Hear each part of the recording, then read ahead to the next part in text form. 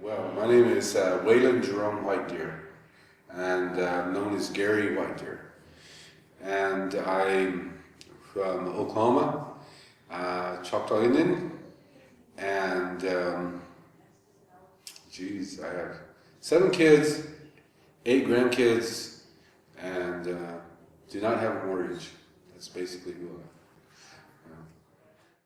There is a statue to Christopher Columbus in Galway, if I'm correct in saying it. And okay, so who was Christopher Columbus? Evidently his claim to fame in Galway was this was the last port of call before he hit the Americas. Now we have to examine that in this sort of thread of comparative evidence. What did he do when he hit the Americas? Well, he started a slave trade. He started a subjugation of Indian people, First Nations people, to mine gold for the Spanish.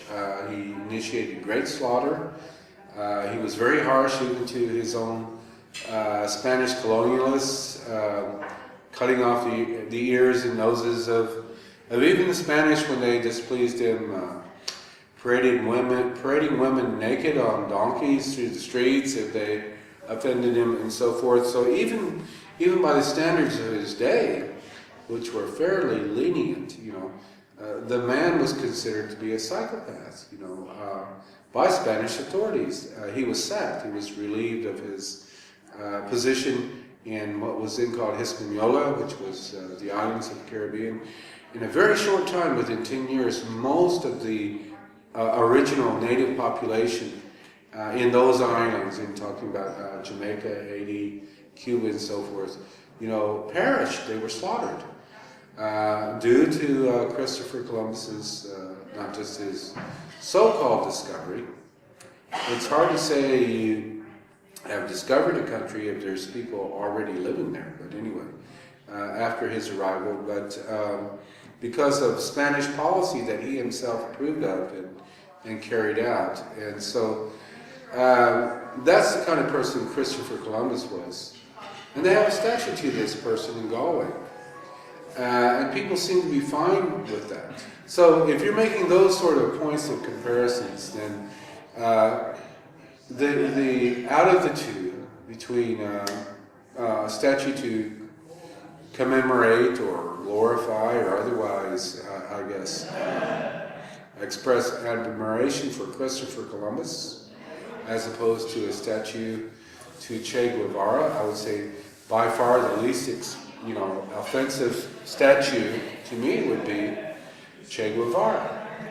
And so who was Che Guevara? Well, he was born to middle-class parents in Argentina.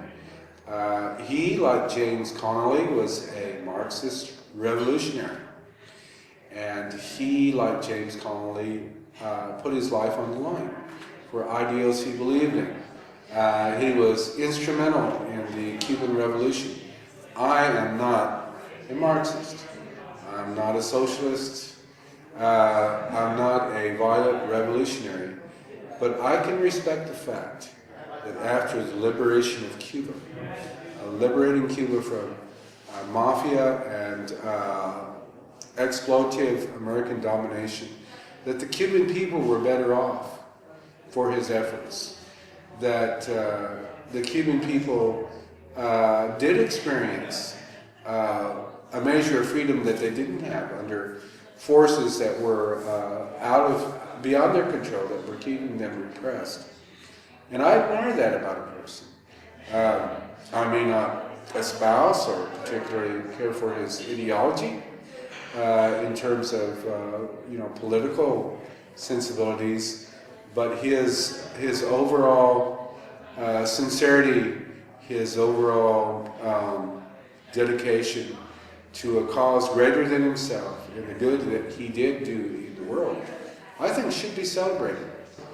Those are the kind of comparisons I make.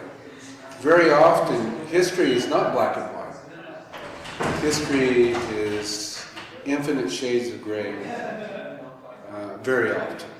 But on one hand, if we could say that Columbus, in his so-called voyage of discovery, did great harm to the peoples of the Americas, on the other hand, we could say that Che Guevara, in his efforts to restore power, indigenous power, to the people who were being repressed by colonialism in the Americas, have that particular link. You have the violation in terms of Christopher Columbus, and then you have a healing, in terms of the efforts of someone like Che Guevara. And in those terms, those dirty human terms, I don't reckon politics in that. I only see result.